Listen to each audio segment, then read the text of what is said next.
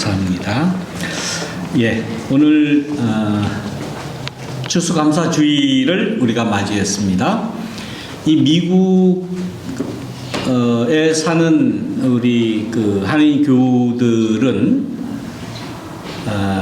땡스기빙 데이가 항상 11월 세 번째인가요? 네 번째 목요일이죠. 네 번째 목요일이죠. 이렇게 딱 정해져 있습니다. 그런데 이 땡스기빙 이 감사절만큼 제각각인 이 절기가 없어요. 그러니까 미국에서는 11월 넷째 목요일 날 땡스기빙 데이죠. 그래서 미국 사람들은 추수감사 주일이라는 개념이 없어요. 그냥 땡스기빙 데이를 그냥 지냅니다. 감사하는 것으로 온 가족들이 모여서 예배드리죠. 그런데 캐나다, 요 바로 위에, 미국 위에 있는 캐나다는 땡스기빙 데이가 언제인지 아십니까? 똑같으리라고 생각하시죠, 대부분. 10월 둘째 주일이에요. 캐나다. 그리고 일본 같은 경우는 11월 23일로 딱 정해져 있어요. 요일과 관계없이 날이 정해져 있어요. 그리고 한국 같은 경우에는 사실은 어느 때입니까? 추석이죠. 그러니까 굉장히 이게 들쑥날쑥. 대부분의 나라들이 대부분 다 틀립니다. 대부분 전 세계적으로 보면 10월 달에 제일 많더군요, 보니까. 네, 아마 기후와 또 나라마다 제일 추수가 왕성하게 이루어지는 그때를 아마 추수감사 날로 그렇게 정하고 있는가 봅니다. 그런데 한국 교회만큼 이렇게 추수감사 주일이 헷갈리는 나라가 없어요. 우리는 미국에 살기 때문에 땡스기빙 데이 전 주일을 추수감사 주일로 지키지만은 한국에서는 원래 한국에서 추수감사 그러면 추석 때에 감사 예배를 드려야 되는 것이 맞죠. 그런데 미국의 선교사들이 한국의 기독교, 개신교, 특히 개신교를 전해줄 때에 미국 선교사들 자기네들 관습대로 가르쳐 줬어요. 그래서 11월 마지막 목요일 날 땡스기빙 데이다라고 전해줬는데 11월 달 지금 한국에 지금 눈 오는 데도 있고 굉장히 춥습니다. 체감 온도가 영하 11도라고 그래요. 그러니 이게 맞질 않는 거예요. 그래서 한국에서는 대부분 10월 달 첫째 주 혹은 두 번째 주일 날 땡스기빙 추수감사 주일을 지냅니다. 그러니까 여기에 있는 한인 교회와 한국에 있는 교회가 다 틀려요. 아무튼 제각각이에요. 날짜가 언제가 됐든 아무튼 감사드리면 되죠. 추수감사 주일을 제가 이제 어렸을 때에 주일학교 다닐 때에 추억이 아직도 생생하게 나요.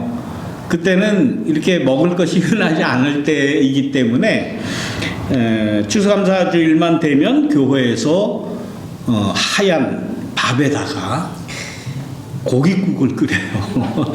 고기가 많이 들어가진 않았지만은 아무튼 고기 장작불에다 밥을 하고 장작불에다 고깃국을 큰 가마솥에다 끓이고 교인들에게 이제 한 그릇씩 나눠줄 때에 소고기국이 아직도 생각이 나요.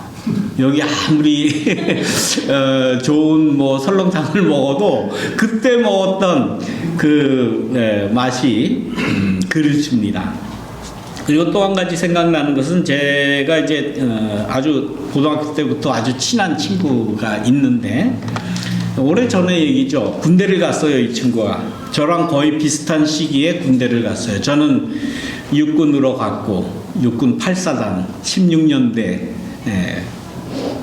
군종으로, 그래서 교회에서 군대 생활을 했고, 제 가장 친한 친구는 덩치가 좋아요. 예, 뭐 거의 덩치가 그야말로 산만하다라고 하는 그 친구가 있었는데 군대를 갔는데 해병대에 차출돼 갔어요. 해병대가 얼마나 힘듭니까? 옛날이나 지금이나. 그런데 그 형이 뭐 몇 년 위도 아닌데 그 형이 조금 이렇게 좀 주먹 기질이 좀 있는 그런 형이 있었는데 어떻게 뚫어가지고 했는지 그 포항에 있는 해병대에 있는 동생을 서울의 외교부 장관 공관 경비병으로 불렀어요. 그러니까 이제 그 뭐 백을 써서 뭐 어떻게 했는지 아무튼 서울에서 지금 한남동 지금 대통령이 사용하고 있는 그 대통령 관저죠. 거기에 경비병으로 세웠어요. 그러니까 군대 생활하는 입장에서는 얼마나 편합니까? 깨끗한 서울에서 또 외교부 장관 공관 그저 보초만 쓰는 거예요. 하루 종일. 그런데 그 외교부 장관 공관 그 근처에는 뭐 육군 대장 관저도 있고 여러 그 장성들 또 장관들 뭐 이런 사람들 그 관저가 거기 다 모여 있는데 아울러서 미 8군 그 장성들 관저도 거기 같이 있었어요. 그래서 그 경비를 한국 해병대하고 미군하고 같이 그 공관 경비를 쓰는데 이 땡스기빙 데이를 맞아서 미군 부대 그 경비 쓰는 미군 부대 사람들이 우리 같이 파티하자. 그래서 이제 불렀대요. 불러서 이제 같이 그 땡스기빙 때는 대표적으로 먹어야 되는 거 있잖아요. 터키. 터키를 이렇게 해놓고 다 먹고 그러는데 같이 이렇게 한국 군인하고 모아서 다 먹이는데 문제는 이게 말이 통해야지. 그래서 그냥 손짓 발짓으로 막 하면서 먹어라 땡큐 정도는 알겠죠. 그런데 이 미군들이 그 터키를 주면서 너네 나라에서는 이걸 뭐라고 그러느냐? 그 물어봤어요. 근데 물음을 제대로 이해하는 사람들도 없었을 거고. 근데 이제 제 친구가 조금 이렇게 그 뭐랄까 뭐 그때 당시 뭐 터키라는 걸 모를 때니까 먹어보지도 않고 모를 때니까 근데 이게 그거 칠면조라는 건 알았어요. 한국말로 칠면조. 이 친구가 터키라는 것은 전혀 모르고 이걸 어떻게 대답을 해야 될까? 그래도 아주 아주 넉살이 좋은 친구예요. 그래서 한다는 말이 seven change face bird 그 생각이 납니다. 뭐 여담이에요. 이거 설교하기 전에 이 여담 먼저 얘기해서 죄송합니다만은 그렇게 문화가 달라요. 처음 먹어보는 터키 그 주면은 잘 못 먹잖아요. 안 먹어본 것이기 때문에 뭐 차라리 뭐 통닭을 한 마리 주든가 닭을 삶아준다면 뭐 괜찮겠는데 안 먹어보던 그 터키 세븐 체인지 페이스 버드를 주니까 굉장히 당황하고 그 얘기를 재밌게 했던 그런 기억이 납니다. 이렇게 다 틀린 이러한 추수감사절 그러나 우리는 이번 목요일 날 땡스기빙 데이에 대부분 가족들이 다 모이죠. 그래서 나름대로 음식을 차려놓고 오늘은 또 우리가 주일날 모였기 때문에 또 각자 준비하신 그 모든 음식들을 이제 함께 나누어 먹으면서 하나님의 은혜 감사하고 또 우리 교우들 서로 위로하고 또 사랑을 나누는 그러한 시간을 가질 겁니다. 정말 그 1년의 모든 절기 중에서 가장 풍요하고 따뜻하고 사랑을 느끼고 또 우리가 비록 우리의 고국을 떠나와서 살지만은 그러나 마음의 고향을 느낄 수 있는 그러한 좋은 날이고 또 목요일 날은 또 땡스기빙 데이 그렇게 잘 맞이하고 하나님의 은혜에 감사하는 우리 모두가 되기를 바랍니다. 그런데 우리의 1년 동안의 모든 형편을 돌아보면 정말 힘든 한 해를 또 올해도 보냈습니다. 점점 살아가면서 한 해 한 해 살아가면서 점점 더 힘들어지는 것 같아요. 상황은 더 나빠지고 뭐 올해 전 세계적으로 러시아 우크라이나 전쟁 때문에 다 마음 아파했죠. 또 뭐 여기저기서 일어나는 자연재해로 인한 뭐 지진이라든지 홍수라든지 또 여기 하와이 마우이 섬 화재라든지 이런 것들을 통해서 얼마나 우리가 두려움을 느끼면서 살아갑니까? 또 여기저기서 일어났던 총격 사건들 이런 것들 때문에 하루도 마음 편할 날이 없습니다. 2달 전부터 우리가 잘 알듯이 이스라엘과 팔레스틴 하마스와의 전쟁으로 인해서 지금 뭐 이루 말할 수 없는 그러한 지경에까지 언제 이게 해결이 될지도 알지도 못하고 정말 인간들이 이렇게 죽이고 살아야 되는가 하는 그런 인간에 대한 마지막 기대에도 저버리는 그런 때를 우리가 살아갑니다. 신앙인의 입장에서 이거 어떻게 해결을 해야 될지, 이 해결을 위해서 우리가 뭘 해야 될지 정말 막막해요. 이거 뭐 어떻게 주일날 말씀을 가지고 여러분들에게 하나님의 말씀을 전해야 되는데 어떻게 전해야 될지를 정말 저도 모르겠어요. 막막합니다. 이 이스라엘과 팔레스틴의 이런 갈등에 대해서는 이 출애굽기와 신명기에 하나님의 말씀으로 분명하게 적혀져 있어요. 출애굽한 이스라엘 백성들이 40년 동안 광야 생활을 하지 않습니까? 근데 광야 생활을 할 때 오로지 한 가지 희망을 바라보면서 살아갔잖아요. 하나님께서 우리에게 예비하신 땅이 있다. 그 땅은 가나안 땅이고 거기 들어가면은 젖과 꿀이 흐르는 땅이다.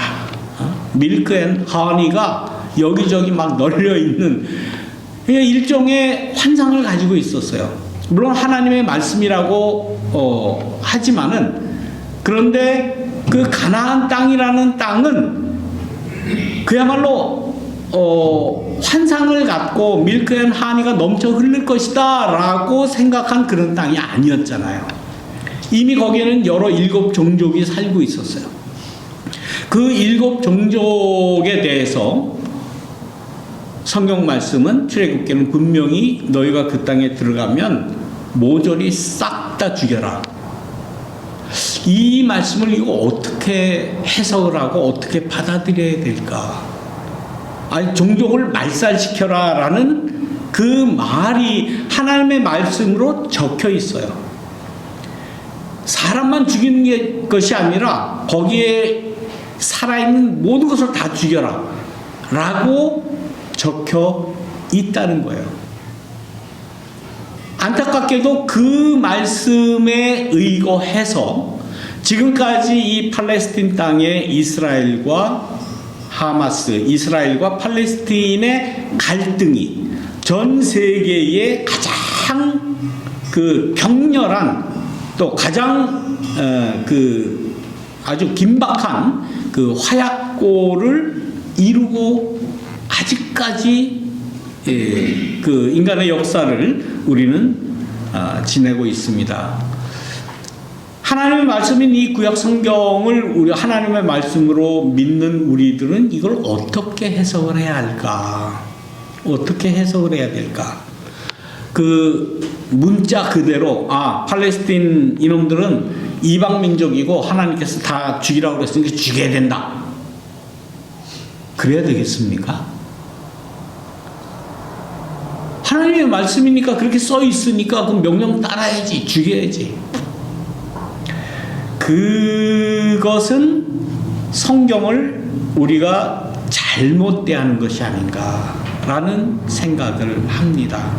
여기에 대해서 조금 더 정리가 되면 제가 한번 더 구체적으로 그 말씀을 어떻게 해석을 해야 되느냐라는 말씀을 한번 드릴 기회가 있을 겁니다. 아무튼 오늘 드릴 말씀은 우리가 사는 이 세상이 이렇게 무정하고 정말 생명을 중요시 여기지 않고 사람의 목숨을 그야말로 파리 목숨으로 생각하는 그러한 시대에 우리가 살아간다라는 말씀이에요.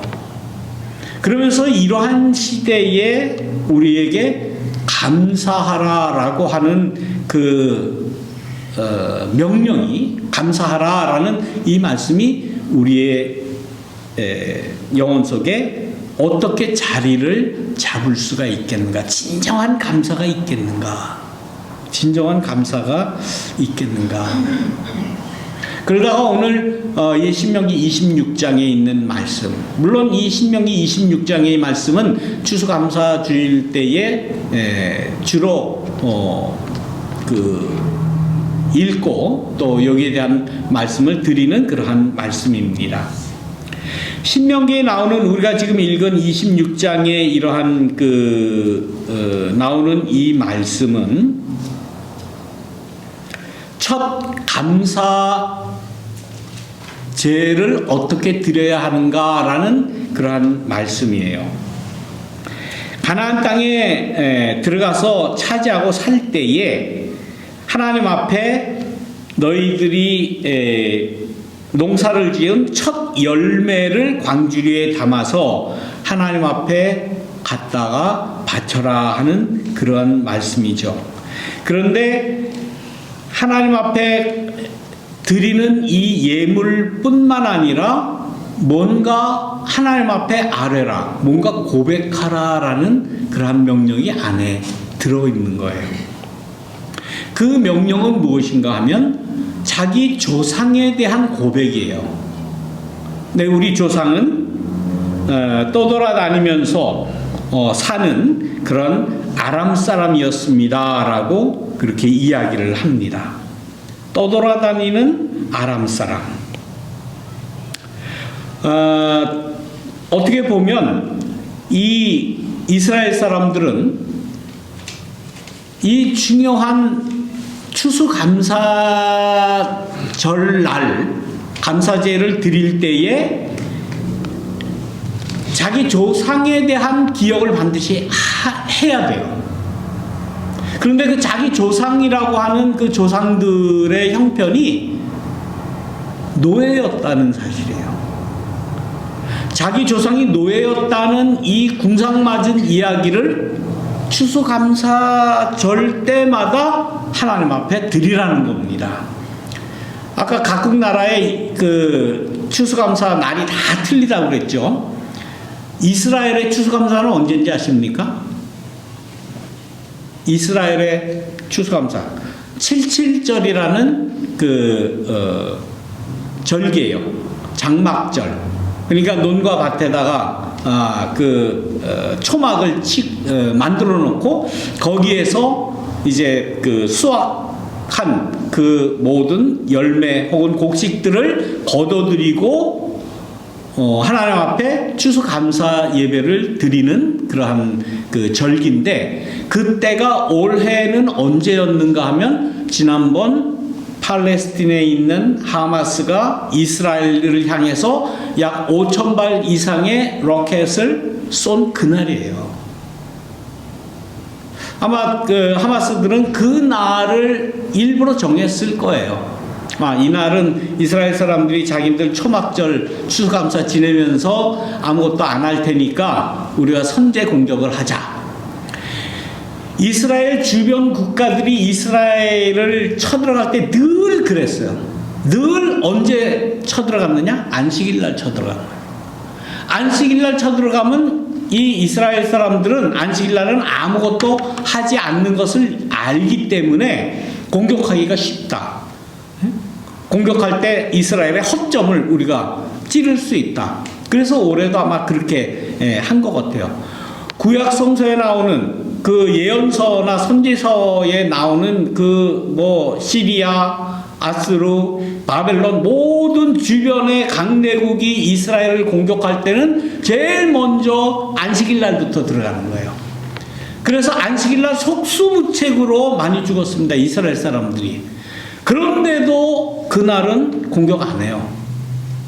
그렇게 철저하게 하나님의 말씀 안식일 규정을 이스라엘 사람들은 지켰어요. 그러니까 어떻게 생각하면은 정말 억울하죠. 군대 내보낸 그 부모들이 내 아들이 힘이 없어서 진 것이 아니라 안식일이기 때문에 무기를 들지 않고 공격을 안 해서 저렇게 막무가내 아무런 대응도 해보지 못하고 죽어가는 저 아들. 그러나 저 아들은 하나님의 말씀을 지켰기 때문에 죽지 않는다라는 구약의 부활 사상이 그때부터 생겨난 거예요. 구약 성서에 부활이라는 단어는 없어요. 부활이라는 개념은 없어요. 그러나 그들의 역사를 되돌아볼 때에 하나님의 말씀을 지키기 위해서, 율법을 지키기 위해서 속수무책으로 죽어갈 수밖에 없던 그 젊은 아들, 젊은 청년들, 그들은 죽었는지 모르지만 그들은 죽은 것이 아니다. 그들은 살아난다라는 그러한 믿음이 싹트기 시작을 했다라고 하는 것입니다. 그런 경험을 가지고 있는 이스라엘 사람들에게 하나님께서는 너희는 추수감사를 드려라. 첫 열매를, 첫 곡식을 하나님 앞에 드리면서 너희 조상에 대한 고백을 반드시 해라라는 거예요. 이것이 구약 성경에 나오는 하나님의 명령입니다.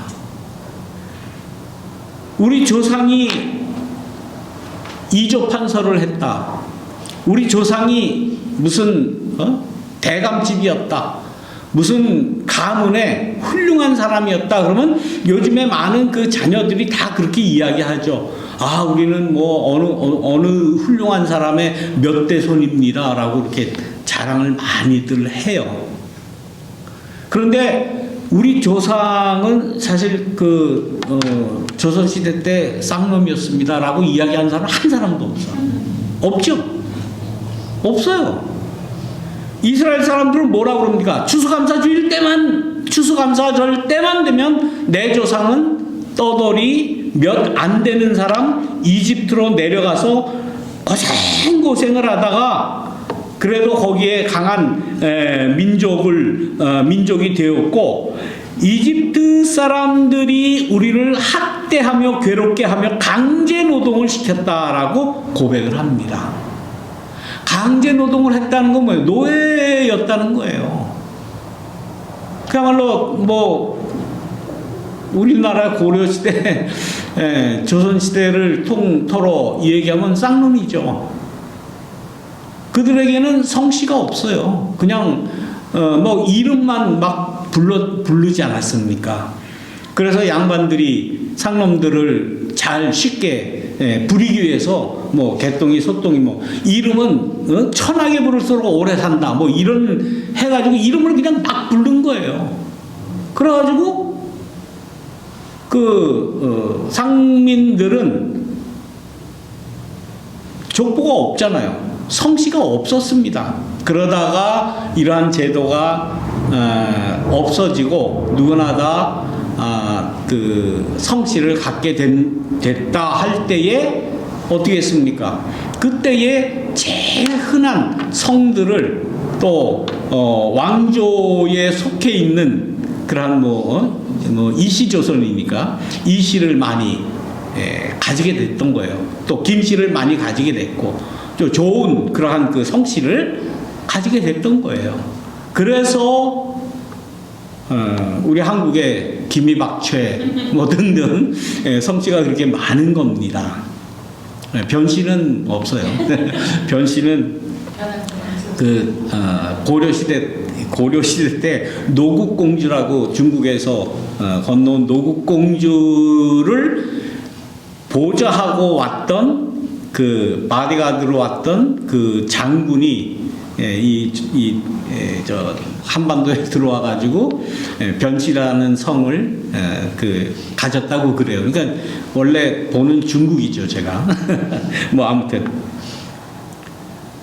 그래서 우리 조상들이 옛날에 노예였다, 뭐 하층 계급이었다, 뭐 쌍놈이었다 이렇게 이야기하는 사람은 우리나라에는 없어요. 저도 한 사람도 못 봤어요. 그런데 성서의 하나님은 유독 너희 조상이 노예였던 것을 너희는 기억하고 추수감사 예배 드릴 때마다 너희 후손들에게 이야기를 해라라는 거예요. 그래서 이스라엘의 국민학교 1학년 교과서의 첫 문장이 바로 요 말씀입니다. 요 5절 중간에부터 나오는 요 문장을 이스라엘의 지금도 그 국민학교의 교과서의 첫 문장으로 이걸 먼저 배운대요. 하나님의 명령이니까 우리 조상은 에집트의 노예였습니다 라는 문장이라고 그렇게 이야기를 합니다. 우리 이제 목요일날 식구들이 다 모입니다. 또 자녀들도 다 올 거예요. 다 뭐 찬송도 하고 기도도 하고 반갑게 만나고 사랑도 나누고 풍성한 음식도 나누고 그런 자리에서 야 아빠가 한마디 하겠다. 우리 조상은 쌍놈이었다. 우리 조상은 노예였다. 이렇게 이야기할 자신이 있습니까? 물론 뭐 그렇지 않은 그 조상을 가진 사람은 뭐 그렇게 이야기할 것 없죠. 그런데 이스라엘 이 사람들은 자신들의 아이덴티티를 어떻게 설정하느냐.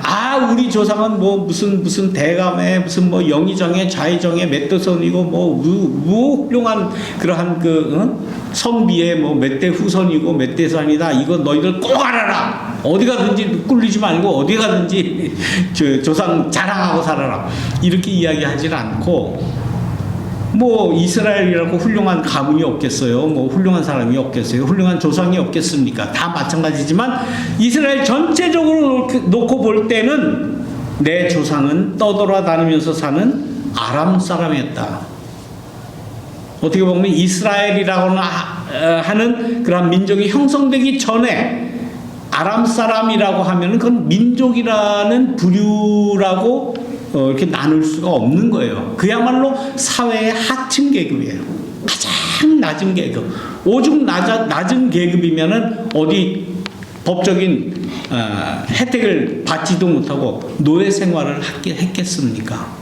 그런데 노예 생활을 했느냐 뭐 이게 중요한 것이 아니라 노예 생활을 했을지언정 하나님께서 구원해 주셨다라는 거예요.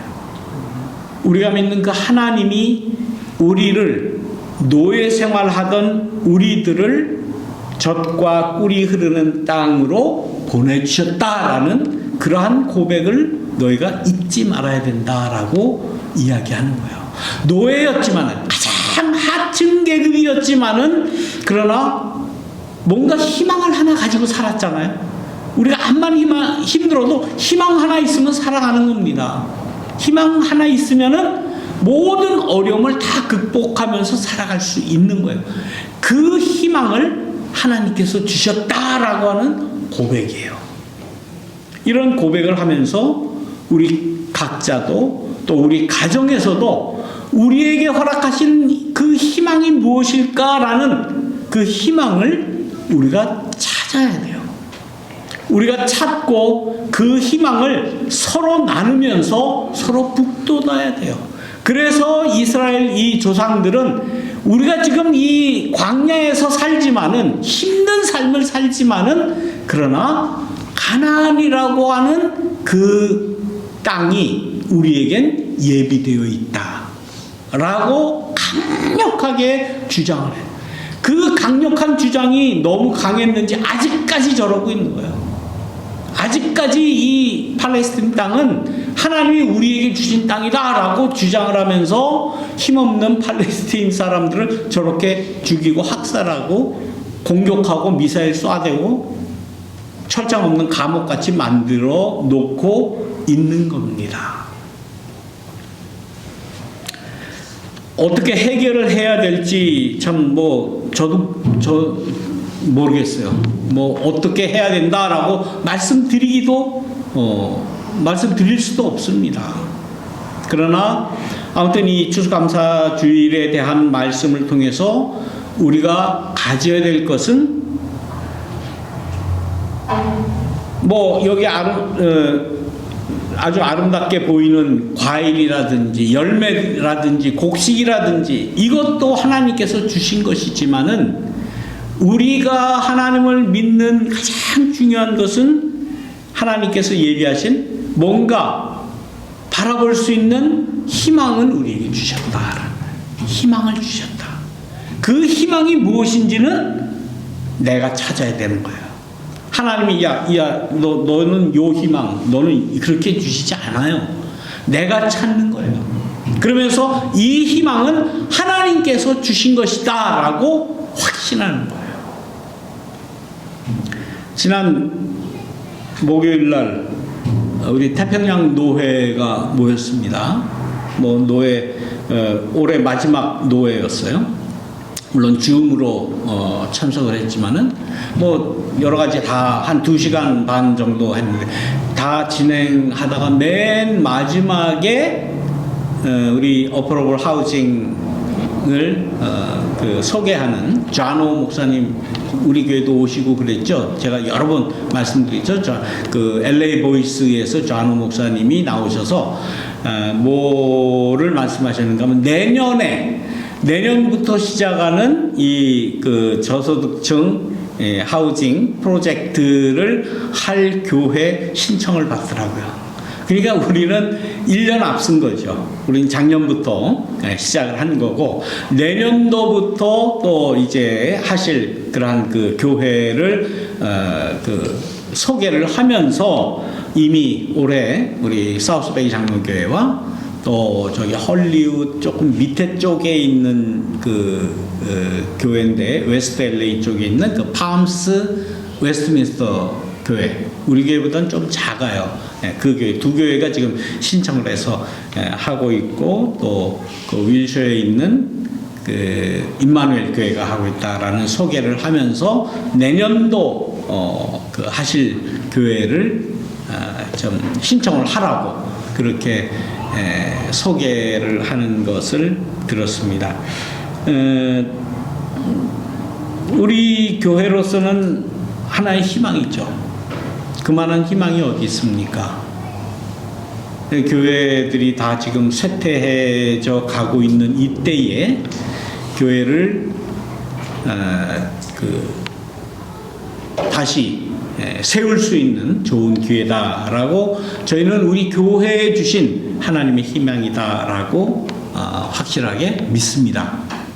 우리 지금 줌으로 함께 예배드리는 한양장로교회 지난 목요일인가요? 네, 목요일날 총회에서 편지가 왔어요.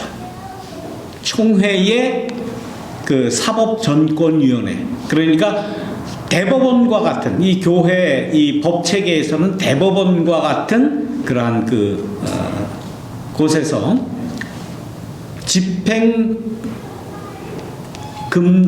집행유예 명령이 떨어졌어요. 그 집행유예는 뭐에 대한 집행유예인가 하면 샌페르난도 노회가 한양 장로교회를 폐쇄시켰잖아요.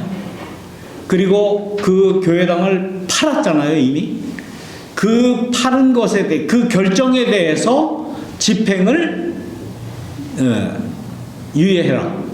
그거 앞으로 계속 진행하지 말아라.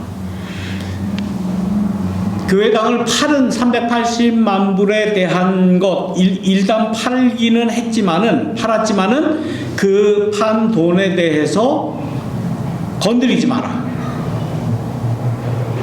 하는 그러한 그 명령서를 이 하와이 대회에 내렸어요. 그리고 하와이 대회도 그 샌페르난도 노회의 결정을 옳은 결정이다라고 이렇게 이야기를 했잖아요. 그래서 대법원까지 가서 총회까지 가서 했는데 총회에서 어떻게 했습니까? 파기환송했잖아요. 대회의 그 결정이 잘못됐으니 다시 판결을 하라. 그렇게 파기환송을 했으면 파기환송한 대법원의 취지가 뭔지를 알아가지고 제대로 판결을 해야 되는데 지난 9월 30일 날 그 대회가 우리가 결정 내린 것이 뭐 아무 하자가 없다라고 또 그런 두 번째로 그렇게 결정을 한 거예요. 좀 복잡하실지 모르겠지만은 거기에 대해서 우리 한양 장로교회 지금 여기 참석해 있는 두 분의 교우들이 다시 대법원 총회 그 사법전권위원회 항소를 또 했어요. 그러니까 그 항소에 대해서 지난 금요일 날 17일 날이죠. 금요일이죠. 17일이면 17일 날짜로 집행유예 처분 금지 명령서를 보내왔어요. 저도 메일을 받았습니다. 다 죽어가는 것 같은 한양교회잖아요. 당회도 없어요. 목사도 없어요. 딱 교인 둘만 남았어요. 객관적으로 볼 때는 가망이 없죠. 저거 어떻게 하나.